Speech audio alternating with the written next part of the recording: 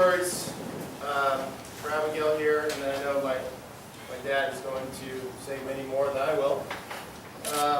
So just want to give you a little backstory on Abigail and myself. The first time I think I ever saw her, period, it was in the summer, and I was on court 4, and I must have been on court with Spencer, maybe Harrison. I think it was Spencer, and she's kind of walking through the facility, and she wasn't training AT at that time, but I saw her, and she was kind of walked up to the side fence, and she was peeking over, watching Spencer practice, and I was on the court, and I said, and I knew who she was. I said, "Hey, Abigail, how's it going?" And she kind of peeked back behind the fence. She didn't think I was going to see her, and I introduced myself, and I just that was the first time I ever saw her. And then, in about a month, or maybe it was a month and a half too, she started going to ATA. And then 3 months after that, I was her permanent travel coach. And it happened like that. And I would be willing to bet I've seen, well, for sure, of the coaches, I've seen her play more tournaments, maybe not her parents, but I've seen her play more tournament matches than any other coach here, for sure. I've spent many years traveling with her. I have a lot of stories from that. I'm just going to pick a couple real quick. The first trip we ever went on was to the Orange Bowl, the 1400 Orange Bowl. And, you know, I've seen her play out here. I've seen her maybe play a super once.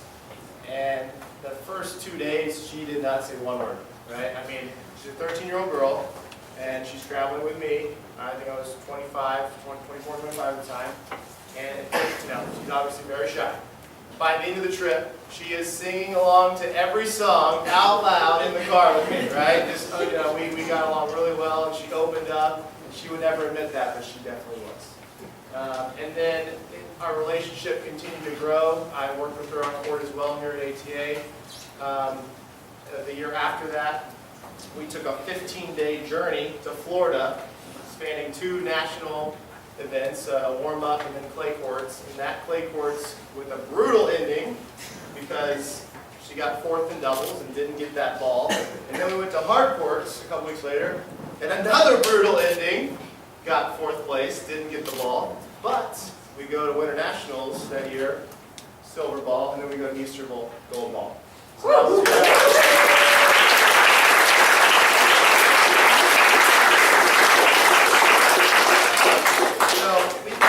Highs and lows together.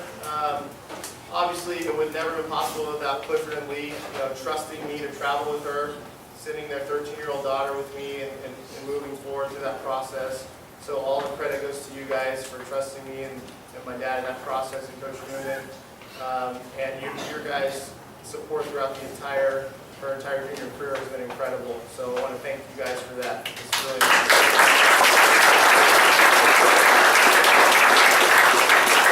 And a little something, last thing I want to say along with what Coach Dio said, the things I'm going to remember is all the conversations we had in the car, all the time we spent, all the pictures I took of you sleeping with your head like this that I'll never forget, and posting on the results. You know, it wasn't always the winning, the losing, it was just getting to spend those trips with you over and over again. My wife calling you Chewbacca on Twitter, little things like that I will never forget. And I know that throughout this entire process, Abigail has been incredible and continuing to improve no matter how hard it was, no matter what the situation was. It wasn't always a very fast improvement, but it was a constant, consistent improvement throughout her entire junior career. And that's why she's been so successful and will continue to be successful with her.